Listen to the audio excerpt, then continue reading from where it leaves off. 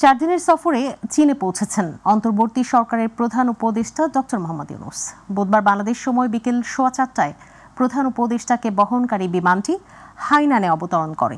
এর আগে দুপুর 1টার দিকে চায়না সাউদার্ন এয়ারলাইন্সের বিশেষ একটি ফ্লাইটে ঢাকা ত্যাগ করেন তিনি। কিয়ংহাই বোয়াও বিমানবন্দরে চীনে নিযুক্ত বাংলাদেশি রাষ্ট্রদূত নাজমুল ইসলাম এবং হাইনান প্রদেশের ভাইস গভর্নর প্রধান উপদেষ্টাকে স্বাগত জানিয়েছেন। প্রধান উপদেষ্টা হিসেবে এটিই তার প্রথম চীন সফর। ধারণা করা হচ্ছে সরকার প্রধানের এই সফর উভয় দেশের দ্বিপাক্ষিক সম্পর্ককে নতুনভাবে সুসংহত করতে সহায়ক হবে। প্রধান উপদেষ্টা চীনের হাইনান প্রদেশে অনুষ্ঠেয় 2025 সালের দ্য ব্যুরো ফোরাম ফর এশিয়ার বার্ষিক সম্মেলনে 27 মার্চ পেনিং প্যানারিতে অংশগ্রহণ করবেন। সফরের তৃতীয় দিন 28 মার্চ বেইজিংয়ে চীনের প্রেসিডেন্ট শি জিনপিং এর সঙ্গে মোহাম্মদ ইউনূসের একান্ত বৈঠকের কথা রয়েছে। এই সফরে বড় চুক্তি সই হবে না, তবে কিছু সমঝোতা স্মারক সই হতে পারে। মহান স্বাধীনতা দিবস ৭১-এর বীর শহীদদের শ্রদ্ধা ভরে স্মরণ করেছে জাতি। সূর্যোদয়ের সঙ্গে সঙ্গে সাভারের জাতীয় স্মৃতিসৌধে ৭১-এর বীর শহীদদের প্রতি শ্রদ্ধা জানিয়েছেন রাষ্ট্রপতি মোহাম্মদ শাহাবুদ্দিন এবং প্রধান উপদেষ্টা ডক্টর মোহাম্মদ ইউনূস। শহীদদের চরণে ভালোবাসার ফুল দিয়েছেন প্রধান বিচারপতি, বীরশ্রেষ্ঠ পরিবার, যুদ্ধাহত মুক্তিযোদ্ধা এবং উপদেষ্টা মণ্ডলী। এসএম আরিফের রিপোর্ট। স্বাধীন বাংলাদেশের বুকে রক্তিম সূর্য মনে করিয়ে দেয় ৫৪ বছর আগের স্বাধীনতাকামী বলিষ্ঠ জাতির কথা। বিশ্বের বুকে যাদের পরিচয় হার না মানা জাতি হিসেবে। ৭১-এর উত্তাল মার্চে স্বাধীনতা ছিনিয়ে আনতে মুক্তিযুদ্ধের সূচনা হয় এই দিনে। সাভারের জাতীয় স্মৃতিসৌধে সূর্যোদয়ের সঙ্গে সঙ্গেই জাতির শ্রেষ্ঠ সন্তানদের শ্রদ্ধা জানাতে উপস্থিত হন রাষ্ট্রপতি এবং প্রধান উপদেষ্টা। জাতির বীর সন্তানদের প্রতি প্রথমে পুষ্পস্তবক অর্পণ করেন রাষ্ট্রপতি মোহাম্মদ শাহাবুদ্দিন। এরপরেই শহীদ বেদিতে শ্রদ্ধা জানান অন্তর্বর্তী সরকারের প্রধান উপদেষ্টা ডক্টর মোহাম্মদ ইউনূস।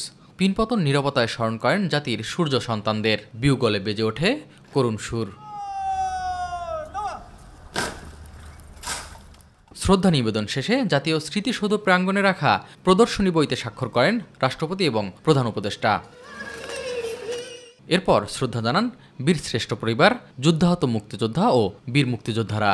বেদিতে পুষ্পস্তবক অর্পণ করেন উপদেষ্টা মণ্ডলী ও বিদেশি কূটনীতিকরাও। দুটো দিনের উদ্দেশ্য যেটা সাধারণ মানুষের জীবন জীবিকা এবং সুস্থভাবে তাদের কর্মশালা এগুলো করার জন্য আমরা যতটুকু সম্ভব চেষ্টা করব এবং সেই জন্য আপনাদের সবার সহযোগিতা কামনা করি। জনগণকে আস্থায় যদি আনতে হয় তাহলে যে সংস্কারগুলোর দাবি জনগণের থেকে উঠে সেগুলোর ক্ষেত্রে ঐক্যমতে না পৌঁছানোর কোনো সুযোগ নেই।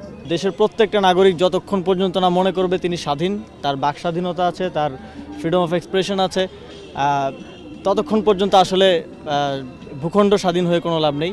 ৭১ অর্জিত স্বাধীনতাকে আমরা রক্ষা করার যেই কঠিন লড়াই, সেই লড়াইয়ের একটা অন্যতম ধাপ হচ্ছে ২৪। রাষ্ট্রীয় আনুষ্ঠানিকতা শেষে সর্বসাধারণের জন্য খুলে দেওয়া হয় স্মৃতিসৌধ। কোনো ধরনের লোভ লালসা ছাড়াই মুক্তির সংগ্রামে ঝাঁপিয়ে পড়েছিল এদেশের বীর সেনারা। ৯ মাসের রক্তক্ষয়ী যুদ্ধের পর লাখো জীবনের আত্মত্যাগের বিনিময়ে আমরা পেয়েছি স্বাধীন একটি ভূখণ্ড। আজকের এই দিনে সেসব বীর শহীদদের কেবল স্মরণ নয়, তাদের আদর্শ নৈতিকতা রাষ্ট্রীয় এবং ব্যক্তি জীবনে ফুটে উঠুক, এমনটাই প্রত্যাশা সবার। এসএম আরিফ, মাই টিভি, জাতীয় স্মৃতিসৌধ, সাভার। স্বাধীনতার ৫৪ বছর পেরুলেও যে স্বপ্ন নিয়ে দেশ স্বাধীন করা হয়েছিল তা আজও পূরণ হয়নি বলে মনে করেন রাজনৈতিক নেতারা। সাভার জাতীয় স্মৃতিসৌধে ৭১-এর বীর সেনানীদের প্রতি শ্রদ্ধা জানিয়ে এসব কথা বলেন তারা। এ সময় বিএনপির স্থায়ী কমিটির সদস্য মির্জা আব্বাস বলেছেন, দ্বিতীয় স্বাধীনতা বলে কিছু নেই। আর জাতীয় নাগরিক পার্টির আহ্বায়ক নাহিদ ইসলাম বলেছেন, ২৪-এর গণভ্যুত্থানের মাধ্যমে ৭১-এর চেতনা পুনর্জীবিত হয়েছে। ইউসুফ আলীর রিপোর্ট। দীর্ঘ ৯ মাসের লড়াই সংগ্রামের মাধ্যমে পাকিস্তান থেকে স্বাধীনতা লাভের পর হাঁটি হাঁটি পা পা করে ৫৫ বছরে পা রাখল স্বাধীন বাংলাদেশ। মহান স্বাধীনতা যুদ্ধে আত্মদানকারী বীর সেনানীদের প্রতি শ্রদ্ধা জানাতে ফুল নিয়ে সাভারে জাতীয় স্মৃতিসৌধে ভিড় করেন বিভিন্ন রাজনৈতিক দলের নেতারা। এ সময় তারা বলেন, দেশ স্বাধীন হলেও নানা কারণে স্বাধীনতার পূর্ণ স্বাদ গ্রহণ করতে পারেনি বাংলাদেশের মানুষ। বাংলাদেশ সাম্যর পথে চলবে, মানবিক মর্যাদা নিশ্চিত হবে, সামাজিক সুবিচার এখানে প্রতিষ্ঠা হবে। বাস্তবে আমরা দেখছি গত ৫৩-৫৪ বছরে বাংলাদেশ যেন ভূতের মতন যেন পেছনে হাঁটছে। সংস্কারকে নির্বাচনের বিপরীতে দাঁড় করানো হচ্ছে, নির্বাচনকে সংস্কারের বিপরীতে দাঁড় করানো হচ্ছে, ৭১কে ২৪-এর বিপরীতে দাঁড় করানো হচ্ছে, ২৪কে ৭১-এর বিপরীতে দাঁড় করানো হচ্ছে। এইগুলি ৭১ থেকে এই ধরনের বিভাজনের রাজনীতি আমরা দেখে আসছি। পরিপূর্ণ স্বাধীনতা ভোগ করতে রাজনীতিবিদদের আরও আন্তরিক হওয়া প্রয়োজন বলে মনে করেন তারা। আলাদা কিছু নয়, বরং ২৪-এর গণ অভ্যুত্থানের মধ্য দিয়ে ৭১-এর যে স্পিরিট সেটি পুনর্জীবিত হয়েছে। ৭১-এ আমরা যা চেয়েছিলাম সেটা ৫৪ বছরে অর্জিত হতে পারে নাই বিধায় একটা ফ্যাসিজম ১৫ বছর ধরে বাংলাদেশে চেপে বসেছিল বিধায়ী আরেকটি গণ অভ্যুত্থানের কিন্তু প্রয়োজন হয়েছিল। যার যার একটা মতাদর্শ আছে, যার যার মতাদর্শ থেকে তারা মানে একটা কথাবার্তা বলে যাচ্ছে, এটা অনৈক্য আমি বলবো না। তবে যদি অনৈক্য কেউ বলে, এটাকে আমি এমন করে বলবো যে এমন সময় যদি কখনো আসে জাতীয় বৃহত্তর ঐক্যের প্রয়োজন পড়বে, দেশের স্বাধীনতা সার্বভৌমত্বের জন্য ঐক্যের প্রয়োজন পড়বে, তখন কিন্তু বাংলাদেশের জনগণ এক হয়ে যাবে স্বাধীনতা সার্বভৌমত্বের সাথে। জনগণের ভোটাধিকার প্রতিষ্ঠিত হলে দেশ গণতন্ত্রের পথে দ্রুত অগ্রসর হবে বলেও আশাবাদ ব্যক্ত করেন রাজনৈতিক নেতৃবৃন্দ। ১৮ কোটি মানুষের যে স্বপ্নসাদ বাস্তবায়িত হয়নি। অন্তর্বর্তীকালীন সরকার তারা মুক্তিযুদ্ধের কথা বলেন এবং ২৪-এর গণ অভ্যুত্থানের কথা বলেন। গণতন্ত্র এবং বৈষম্যমুক্ত সমাজ গড়ার যে আকাঙ্ক্ষা আছে সেইটা প্রতিষ্ঠায় তারা ভূমিকা নেবে। ১৯৭১-এ স্বাধীনতা অর্জন হলেও মানুষের অধিকার আদায়ের লক্ষ্যে ২০২৪-এ এসে আরও একটি বিপ্লব ঘটাতে হয়েছে। তারপরও গণতন্ত্রের পথে উত্তরণ হয়নি স্বাধীন বাংলাদেশ। সাধারণ মানুষের প্রত্যাশা দ্রুত দেশ গণতন্ত্রের পথে উত্তরণ হবে এবং দেশের মানুষের অধিকার প্রতিষ্ঠিত হবে। সাভার জাতীয় স্মৃতিসৌধ থেকে ইউসুফ আলী, মাই টিভি। দ্রুত নির্বাচন না হলে দেশে বিভিন্ন সংকট দেখা দেবে বলে মন্তব্য করেছেন বিএনপির মহাসচিব মির্জা ফখরুল ইসলাম আলমগীর। তিনি বলেছেন, ক্ষমতায় যাবার জন্য নয়, বিএনপি নির্বাচনের কথা বলছে দেশ ও জাতির কল্যাণের জন্য। মহান স্বাধীনতা দিবস উপলক্ষে সকালে শহীদ রাষ্ট্রপতি জিয়াউর রহমানের সমাধিতে শ্রদ্ধা নিবেদন ও দোয়া শেষে এমন মন্তব্য করেন তিনি। মাহবুব সৈকতের রিপোর্ট। মহান স্বাধীনতা ও জাতীয় দিবস উপলক্ষে রাজধানীর শেরেবাংলা নগরে স্বাধীনতার ঘোষক শহীদ রাষ্ট্রপতি জিয়াউর রহমানের সমাধিতে শ্রদ্ধা নিবেদনে আসেন বিএনপির বিভিন্ন স্তরের নেতাকর্মীরা। স্থায়ী কমিটি, কেন্দ্র এবং মহানগর নেতাদের নিয়ে দলের প্রতিষ্ঠাতার সমাধিতে ফুলের শ্রদ্ধা নিবেদন এবং রুহের মাগফিরাত কামনা করেন বিএনপি মহাসচিব। পরে গণমাধ্যমের মুখোমুখি হন তিনি। চেতনাকে ধারণ করে আমরা যুদ্ধ করেছিলাম স্বাধীন সার্বভৌম গণতান্ত্রিক বাংলাদেশ। সেই বাংলাদেশ আমরা এখন পর্যন্ত পুরোপুরি অর্জন করতে সক্ষম। স্বাধীনতার আকাঙ্ক্ষা এখনো বাস্তবায়ন হয়নি মন্তব্য করে মঙ্গলবার জাতির উদ্দেশ্যে প্রধান উপদেষ্টার দেয়া ভাষণের প্রতিক্রিয়াও জানান বর্ষিয়ান এই রাজনীতিবিদ। আমরা হতাশ হয়েছি যে তার বক্তব্যের মধ্যে তিনি স্বাধীনতার ঘোষক শহীদ প্রেসিডেন্ট জিয়া রহমান বীর মুক্তিযোদ্ধা বীর উত্তমের নাম একবার উচ্চারণ করেন, অথচ এটাই ছিল ইতিহাস। আমরা আবারও চাই না আওয়ামী লীগ যে ইতিহাস বিকৃত করেছে এখন আবার সেই ইতিহাস বিকৃত হোক। আবারও নির্বাচনের রোডম্যাপ দাবি করেন বিএনপি মহাসচিব। প্রধান উপদেষ্টা যে বক্তব্য রেখেছেন সেই বক্তব্যে তিনি সেই রোডম্যাপের কথা বলেন না। বিএনপি ক্ষমতায় যাওয়ার জন্য নির্বাচনের কথা বলছে না। বিএনপি জাতির স্বার্থে, জাতিকে রক্ষা করার স্বার্থে, স্বাধীনতার সার্বভৌমত্বকে রক্ষা করার স্বার্থে বিএনপি নির্বাচনের কথা বলছে। জাতীয় নির্বাচন দেরি হলে দেশ সংকটে পড়বে বলেও মন্তব্য করেন মির্জা ফখরুল ইসলাম আলমগীর। স্পষ্ট রোডম্যাপ এবং দ্রুত নির্বাচন, তা নাহলে যে সংকটগুলো সৃষ্টি হচ্ছে এই সংকটগুলো কাটবে না। মাহবুব সৈকত, মাই টিভি, ঢাকা। দীর্ঘ আন্দোলনের সঙ্গীদের ভাষা এখন আওয়ামী ফ্যাসিবাদের ভাষার সাথে মিলে যাচ্ছে বলে মন্তব্য করেছেন বাংলাদেশ জামায়াতে ইসলামীর সেক্রেটারি জেনারেল মিয়া গোলাম পরওয়ার। মহান স্বাধীনতা দিবস উপলক্ষে জামায়াতে ইসলামী মহানগর দক্ষিণের এক আলোচনা সভায় প্রধান অতিথির বক্তব্যে তিনি এ মন্তব্য করেন। দলীয় হীন স্বার্থে জাতিকে বিভক্তিতে না ফেলে জাতীয় ঐক্য তৈরি করে সাম্য, মানবিক মর্যাদা, সামাজিক সুবিচার প্রতিষ্ঠার আহ্বান অন্যান্য নেতৃবৃন্দের। বিস্তারিত মিফতা গালিবের রিপোর্টে। মহান স্বাধীনতা দিবস উপলক্ষে দলীয় কার্যালয়ে আলোচনা সভার আয়োজন করে ঢাকা মহানগর দক্ষিণ জামায়াতে ইসলামী। জুলাই আগস্টের গণঅভ্যুত্থানের পর এখন হান্নান মাসুদকে কেন আক্রান্ত করা হবে?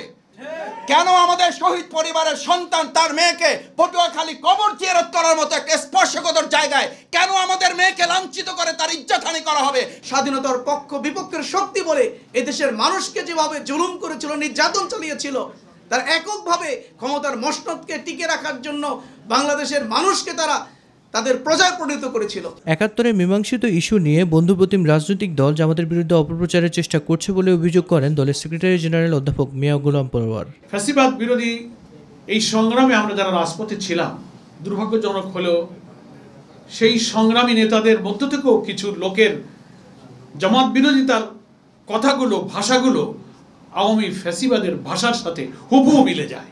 সংখ্যালঘুদের কার্ড, ৭১-এর কার্ড নিয়ে বাংলাদেশের রাজনীতির চেতনা নিয়ে খেলতে চেয়েছেন, শেখ হাসিনাকেও কিন্তু বিদায় নিতে হয়েছে। যারা এই কার্ড নিয়ে, জামাত ইসলামকে নিয়ে, আগুন নিয়ে যারা খেলবেন, তাদেরকে নির্মমভাবে কিন্তু বিদায় নিতে হবে। মুক্তিযুদ্ধের আকাঙ্ক্ষার সাম্য, মানবিক মর্যাদা সম্পন্ন বাংলাদেশ গড়তে ঐক্যবদ্ধ থাকার আহ্বান জানান বক্তারা। শহীদ ফায়াজের বোন নেতৃবৃন্দের সামনে কান্নাকাটি করে বলতেছেন, আমার মা ৮ মাস বাকরুদ্ধ, আর আপনারা বিচারের কথা না বলে কেবল নির্বাচনের কথাই বলতেছেন। হ্যাঁ, নির্বাচন হবে, কিন্তু আমার ভাইয়ের খুনের বিচার হবে না। স্বাধীনতার যারা সোল এজেন্ট বলে দাবি করেন, তাদের কতজন নেতা স্বাধীনতা যুদ্ধে নিহত হয়েছে একটু জিজ্ঞাসা করে দেখেন। এই যে লক্ষ লক্ষ মানুষ যে শহীদ হলেন, এর মধ্যে আওয়ামী লীগের কয়জন নেতা ছিল? একটু আপনারা সাংবাদিকরা একটু জিজ্ঞাসা করে দেখেন তো, তারা কয়জন ছিল? যুদ্ধ যারা করেছেন তারাই মারা গেছে, তারাই শহীদ হয়েছেন, কিন্তু তারা মারা গেল না কেন? মিফতাহ গালিব, মাই টিভি, ঢাকা। ঈদ মানে পরিবার পরিজন নিয়ে একসাথে সময় কাটানো এবং ভালোবাসার সান্নিধ্য। ঈদের আগে তাই বাড়ি ফিরে যাওয়ার জন্য মানুষ যাত্রা শুরু হয়ে ওঠে এক আনন্দঘন মুহূর্ত। রাজধানীর কমলাপুর রেল স্টেশন থেকে সময় মতো ছেড়ে যাচ্ছে ট্রেন। সার্বিক পরিস্থিতি নিয়ে সন্তুষ্টি প্রকাশ করেছেন যাত্রীরা। শিমুল খানের রিপোর্ট। এক মাস সিয়াম সাধনার পর মুসলিমদের সবচেয়ে বড় ধর্মীয় উৎসব পবিত্র ঈদ উল ফিতর। তাই প্রিয়জনদের সাথে ঈদের আনন্দ ভাগাভাগি করতে বাড়ি ফিরছে ঘরমুখো মানুষ।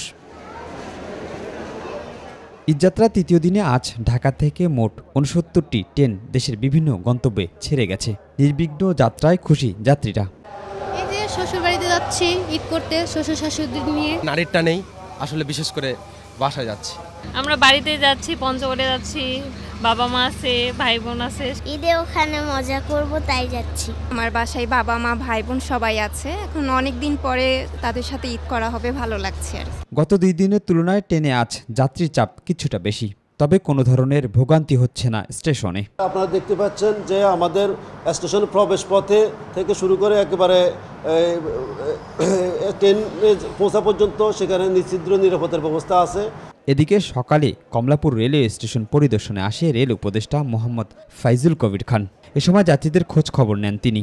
বলেন, অনলাইন টিকিট জালিয়াতিতে রেলওয়ের কর্মচারী জড়িত থাকলে কঠোর ব্যবস্থা নেওয়া হবে।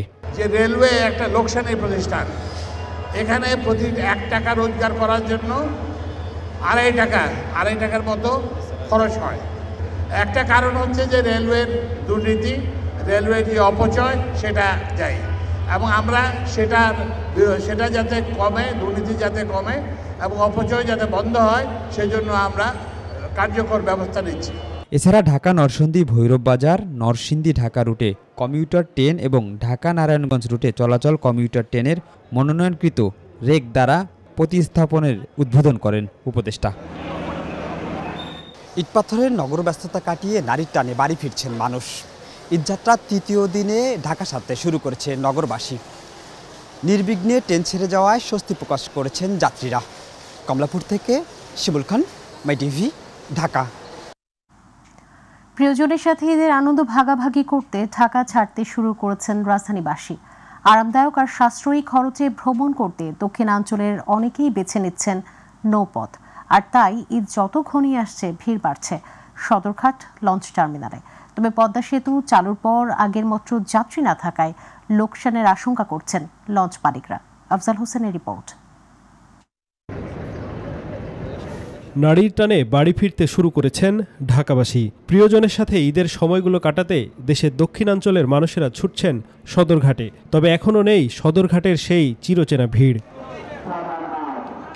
লঞ্চ চালকরা বলছেন, ঢাকা থেকে বরিশাল আসা যাওয়া করতে আগে প্রায় ৫ লাখ টাকার জ্বালানি খরচ হতো। তেলের দাম বাড়ার পরে সে খরচ দাঁড়িয়েছে ৭ লাখে। বিপরীতে কমেছে যাত্রী। এতে ঈদ মৌসুমে রয়েছে লোকসানের আশঙ্কা। সতর্ক করে দিয়ে আগে, হ্যাঁ, লাইফ জ্যাকেট আছে আমাদের অনেক, পর্যন্ত প্রায় ৪০০-র মতো নিয়ে আছে আমাদের লাইফ জ্যাকেট, বয়া আছে। এখন যে আমরা এই আপডাউনে যাব, আসতে যাইতে তেলের পয়সা হয় সন্দেহ আছে, কিন্তু আমরা বর্তমানে দেখা যাচ্ছে যে যাত্রী এর আরো ৪ গুণ যাত্রী হইলেও আমাদের তেলের পয়সা সমান সমান হবে। পদ্মা সেতু চালু আর উন্নত যোগাযোগ মাধ্যমের কারণে যাত্রীরা ভিড় করছেন দূরপাল্লার বাস কাউন্টারগুলোতে। তবে সস্তা আর আরামদায়ক যাত্রার মাধ্যম হিসেবে লঞ্চকে বেছে নিচ্ছেন অনেকেই। বোঝাপিরা থাকলে, বাচ্চা কাচ্চা থাকলে, মেয়ে ছেলে থাকলে লঞ্চে যাইতে সুবিধা। আর লঞ্চে যাইতে যারা মজা লাগছে, ভালো লাগছে, তারা লঞ্চেই যায়। বাসেও যাতায়াত করি, লঞ্চেও যাতায়াত করি। আজকে ভালো লাগছে, লঞ্চে ইচ্ছা করছে দেখে আজকে লঞ্চে যাচ্ছি। লঞ্চের সুবিধা হলো শান্তিতে, স্বাচ্ছন্দ্যভাবে মানুষ শুয়ে বয়ে এবং ঘুমিয়ে বাড়িতে যেতে পারে। আমি যাচ্ছি দেশে, সবার সাথে ঈদ করব, লঞ্চে যাইতে ভালো লাগে, সেজন্য যাইতেছি।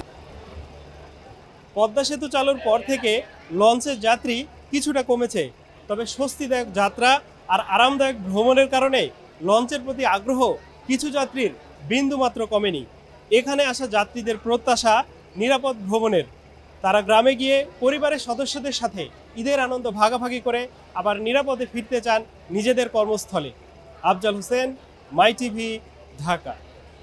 চট্টগ্রামের মিরসরাই উপজেলার বারোয়ারহাট পৌর বিএনপির 2 গ্রুপের গোলাগুলি ও সংঘর্ষে এক পথচারী নিহত হয়েছেন।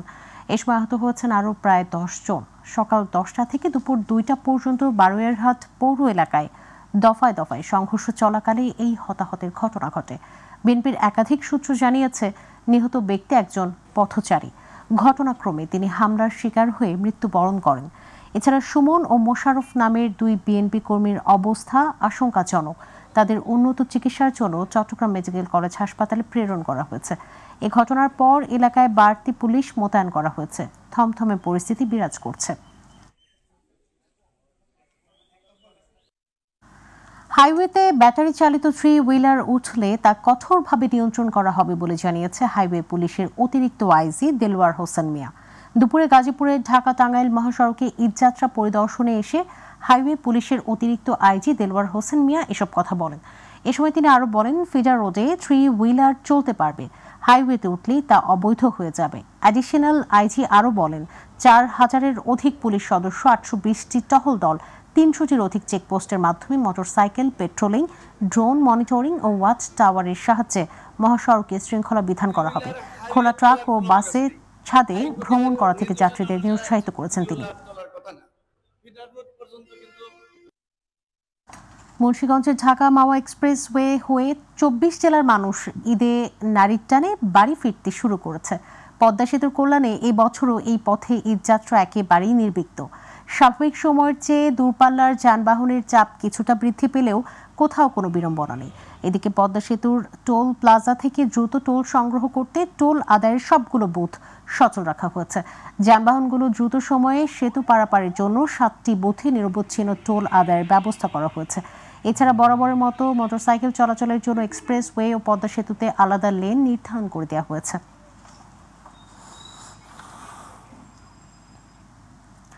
ঢাকা টাঙ্গাইল যমুনা সেতু মহাসড়কে যানবাহনের চাপ বাড়তে শুরু করেছে। উত্তরের পথে ঈদে ঘরমুখ মানুষের পারাপার নির্বিঘ্ন করতে ঢাকা টাঙ্গাইল মহাসড়কে আইনশৃঙ্খলা বাহিনীর লোকজন মোতায়েন করা হয়েছে। ঢাকা টাঙ্গাইল যমুনা সেতু মহাসড়কের টাঙ্গাইলের সীমানায় 7 শতাধিক আইনশৃঙ্খলা বাহিনীর লোক মোতায়েন করা হয়েছে বলে জানান টাঙ্গাইলের পুলিশ সুপার মিজানুর রহমান। এই সময় মহাসড়কের এলেঙ্গা থেকে যমুনা সেতু গোল চক্কর পর্যন্ত মহাসড়ক তিনি ঘুরে ঘুরে টহল দেন। এবার প্রবাসী সংবাদ।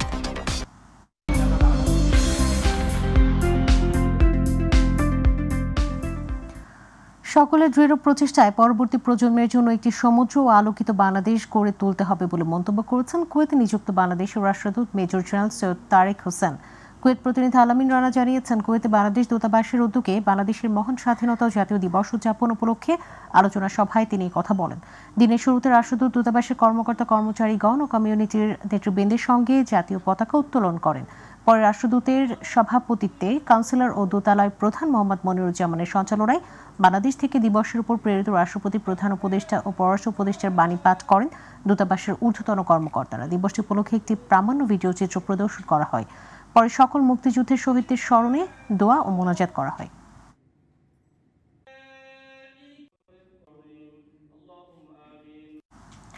মালয়েশিয়া বাংলাদেশ হাইকমিশনের উদ্যোগে মহান স্বাধীনতা ও জাতীয় দিবস পালিত হয়েছে। বুধবার সকালে কুয়ালালামপুর বাংলাদেশ হাইকমিশনে দূতাবাসের কর্মকর্তা কর্মচারী, বিভিন্ন কমিউনিটি নেতা ও সাধারণ প্রবাসীদের উপস্থিতিতে জাতীয় সঙ্গীতের মাধ্যমে জাতীয় পতাকা উত্তোলনের মধ্য দিয়ে শুরু হয় এর আনুষ্ঠানিকতা। জাতীয় পতাকা উত্তোলন করেন হাইকমিশনার শামীম আহসান। আলোচনার শুরুতে মহান মুক্তিযুদ্ধ ও জুলাই আগস্টের ছাত্র জনতার অভ্যুত্থানের বীর শহীদদের আত্মার মাগফিরাত কামনা করে মোনাজাত করা হয়। অনুষ্ঠানে রাষ্ট্রপতি প্রধান উপদেষ্টা, পররাষ্ট্র উপদেষ্টার বাণী পাঠ করা হয়। মহান মুক্তিযুদ্ধ ও জুলাই আগস্ট অভ্যুত্থানের উপর তথ্য ও সম্প্রচার মন্ত্রণালয় কর্তৃক নির্মিত প্রামাণ্যচিত্র প্রদর্শন করা হয়। এ সময় প্রামাণ্যচিত্র শেখ হাসিনার ভিডিও থাকায় মালয়েশিয়া বিএনপির নেতাকর্মীরা অসন্তোষ প্রকাশ করেন।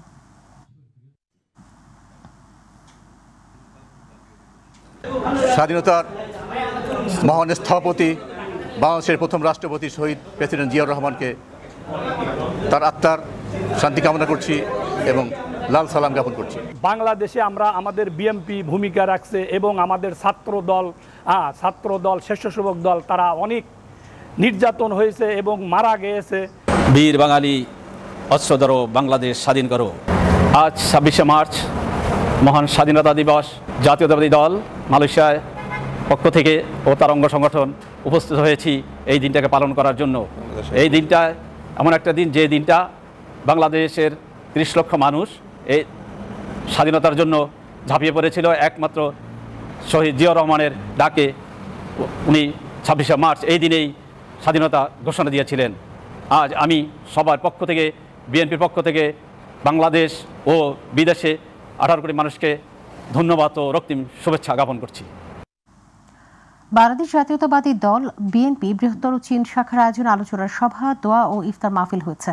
চীন প্রতিনিধি সোহেল আহমেদ জানিয়েছেন, চীনের গুয়াংডং প্রভিন্সের শেনজেন শহরের স্থানীয় এক হোটেলে শনিবার সাবেক ছাত্রনেতা ওয়ালিউল্লাহর সঞ্চালনে ইফতার ও দোয়া মাহফিল পূর্ব আলোচনায় সভায় সভাপতিত্ব করেন বৃহত্তর চীন শাখা বিএনপির নেতা ব্যবসায়ী শেখওয়াত হোসেন কানুন। আলোচনায় বক্তব্য দেন আসিফ হক রূপু, শেখ মাহবুবুর রশিদ, SM আলামিন, হাসমত আলী, মৃধা জেমস। অনুষ্ঠানে শহীদ প্রেসিডেন্ট জিয়াউর রহমানের রুহের মাগফিরাত ও বেগম খালেদা জিয়ার সুস্থতার জন্য দোয়া করা হয়। এদিকে বাংলাদেশ কমিউনিটি গুয়াংজু BCGর উদ্যোগে চীনের গুয়াংজু শহরে ইফতার ও দোয়া মাহফিলের আয়োজন করা হয়। এতে চীনের গুয়াংজুতে বসবাসরত প্রবাসী, ব্যবসায়ী সহ বিভিন্ন শ্রেণী পেশার মানুষ অংশ নেন। সৌদি আরবের দাম্মাম আল খোবারে বাংলাদেশ জাতীয়তাবাদী দল বিএনপি দাম্মাম কেন্দ্রীয় আহ্বায়ক কমিটির উদ্যোগে মহান স্বাধীনতা দিবস উপলক্ষে আলোচনা, ইফতার ও দোয়া মাহফিল অনুষ্ঠিত হয়েছে। দাম্মাম প্রতিনিধি রাহুল পারভেজ জানিয়েছেন, শুরুতে কোরআন তেলাওয়াতের মাধ্যমে অনুষ্ঠানটি শুরু হয়। সংগঠনের আহ্বায়ক সদস্য মোজাম্মেল হোসেন সাগরের সঞ্চালনায় ও সংগঠনের আহ্বায়ক কাশেম মাহমুদের সভাপতিত্বে প্রধান অতিথি ছিলেন পূর্বাঞ্চল প্রদেশ দাম্মাম কেন্দ্রীয় কমিটির সাবেক সভাপতি আমিনুল ইসলাম আমিন। অনুষ্ঠানে প্রধান বক্তা ছিলেন পূর্বাঞ্চল প্রদেশ কেন্দ্রীয় বিএনপির সাবেক সিনিয়র সহ সভাপতি CIPর শওকত কামাল। বিশেষ অতিথি ছিলেন শফিকুল ইসলাম শিপন, আব্দুল হাই, নাজমুল হাসান তালুকদার সহ আরও অনেকে।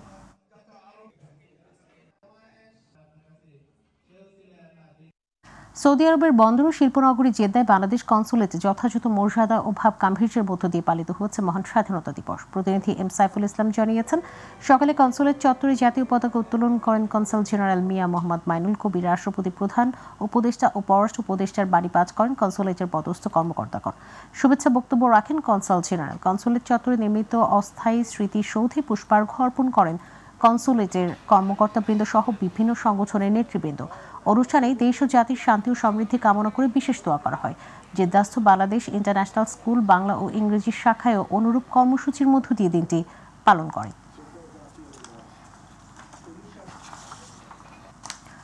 সৌদি আরবের রিয়াদে প্রবাসী ফেনী জেলা বিএনপি যুব দলের আয়োজনে ইফতার ও দোয়া মাহফিল অনুষ্ঠিত হয়েছে। প্রতিনিধি আব্দুল হালিম নিহন জানিয়েছেন, ফেনী জেলা ছাত্র দলের সাবেক প্রচার সম্পাদক আমজাদ হোসেনের সভাপতিত্বে অনুষ্ঠানটি পরিচালনা করেন প্রবাসী ফেনী জেলা বিএনপির সহ সভাপতি কাজী মাইনুদ্দিন।